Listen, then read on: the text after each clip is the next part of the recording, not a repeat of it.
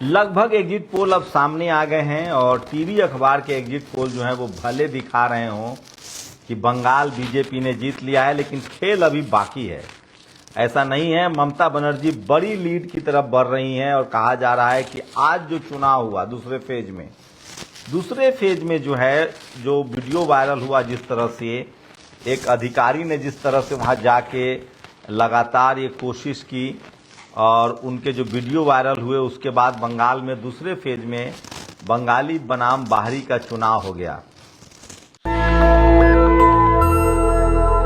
नतीजा ये हुआ कि लोगों ने हेवी वोटिंग की है, जमकर वोटिंग की है और इसी की वजह से सोचिए किस तरह से हेवी वोटिंग की वजह से ये साफ हो गया है कि बंगाल में ममता बनर्जी अपनी कुर्सी बचा लेंगी। इसी बीच ममता बनर्जी ने कहा है कि ये सरकार गिर जाएगी।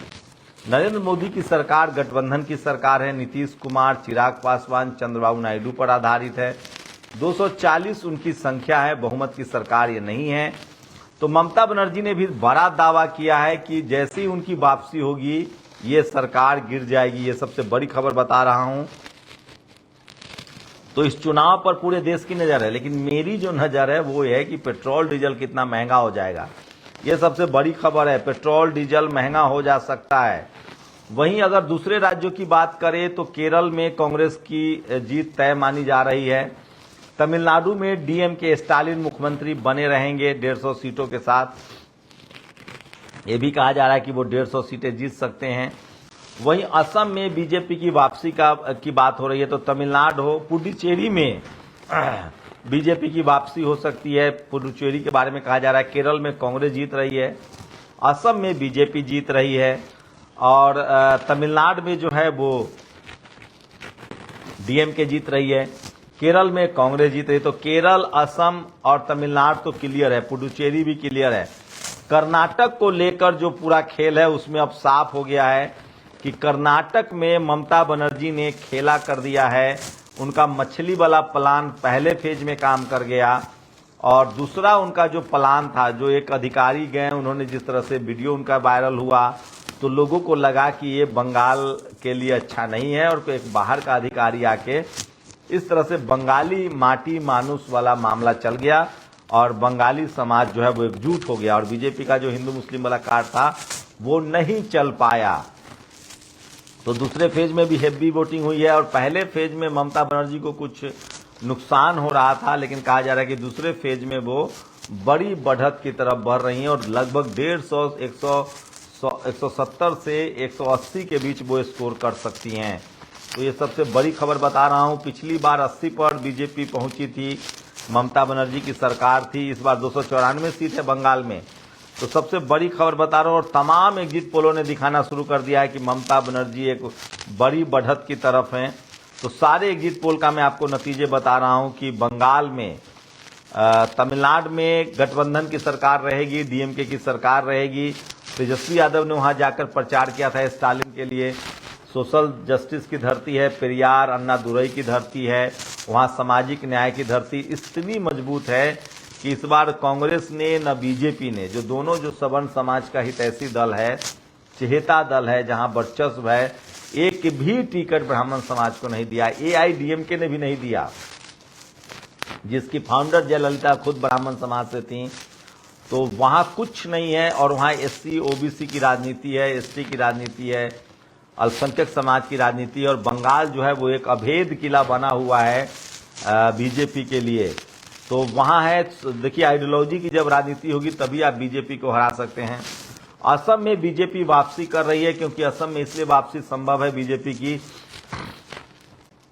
क्योंकि कांग्रेस वही पुराने ढर्रे पर चुनाव लड़ती है। जैसे बिहार में उसने जनरल कैटेगरी को जमकर टिकट दिया था, बिहार में सोशल जस्टिस सामाजिक न्याय की धरती है, चुनाव हार गई।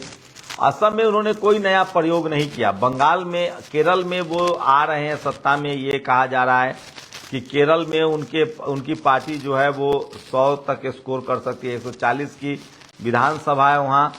तो वहाँ जो यूडीएफ है वो यूनाइटेड जो है वो सत्ता में आ सकती है। कुछ एग्जिट पोल दिखा रहे हैं कि लेफ्ट पार्टी भी वहाँ सत्ता में आ सकती है। लेकिन सबकी नज़र जो है वो बंगाल पर है और बंगाल पर जो कहा जा रहा है कि टीएमसी जो है 170 से लेकर 187, 190 तक स्कोर कर सकती है। अभी भी बीजेपी जो है वो 100 तक सिमट सकती है।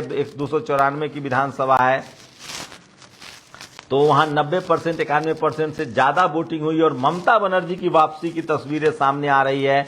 ममता बनर्जी के बारे में कहा जा रहा है कि उन्होंने अपना किला बचा लिया है, उन्होंने अपना किला बचा लिया और अब सवाल है कि मोदी के लिए वो बड़ा चैलेंज बनेंगी।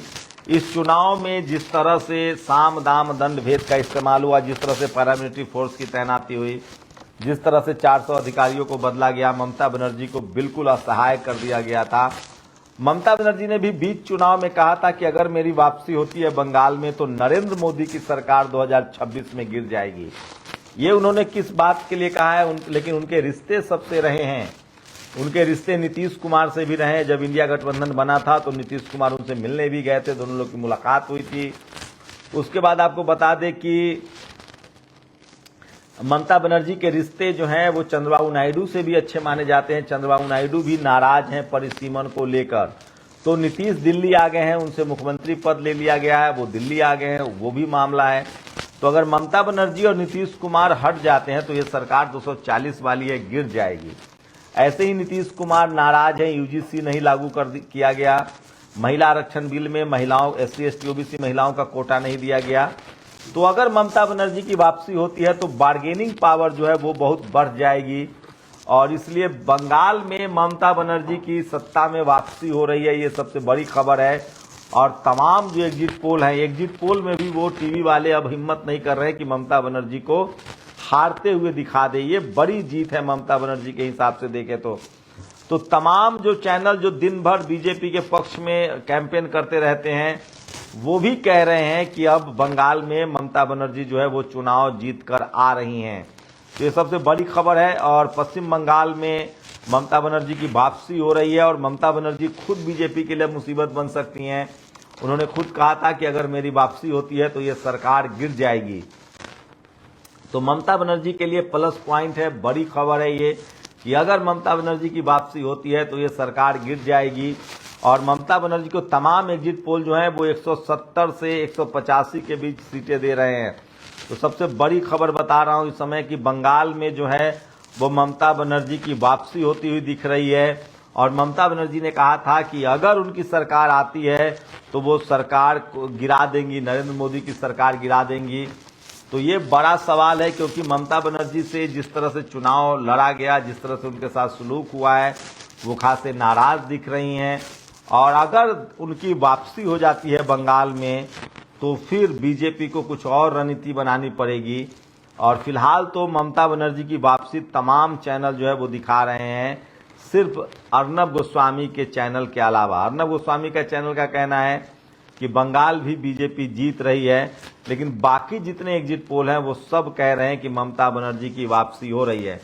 ममता बनर्जी ने साफ कहा है कि अगर मेरी वापसी होती है तो मोदी सरकार ज्यादा दिन तक चल नहीं पाएगी।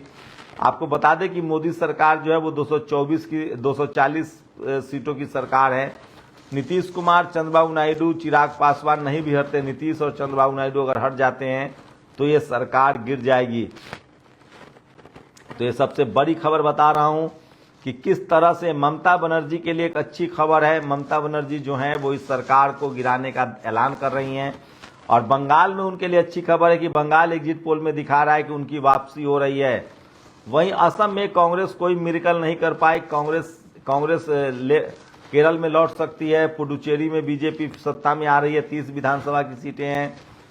डीएमके को बारे में सारे चैनल बता रहे हैं कि तमिलनाडु में डीएमके जीत रही है और ये बड़ी बात है। अगर डीएमके की वापसी होती है तो सोशल जस्टिस, सामाजिक न्याय की लड़ाई जो है वो और मजबूत होगी। इसी बीच टीएमसी के बारे में खबर है, बंगाल सब पर जो नजर है देश की। बंगाल में कहा जा रहा है कि ममता बनर्जी चुनाव जीत रही हैं। बंगाल में लगभग 180 से 185 सीटें उनको मिल सकता है। 100 सीटों के आसपास बीजेपी रह सकती है, लेफ्ट कांग्रेस के पास कुछ नहीं है। और ममता बनर्जी ने कहा है कि अगर हमारी वापसी हुई तो हम बीजेपी सरकार गिरा देंगे, 2026 में ये सरकार गिर जाएगी।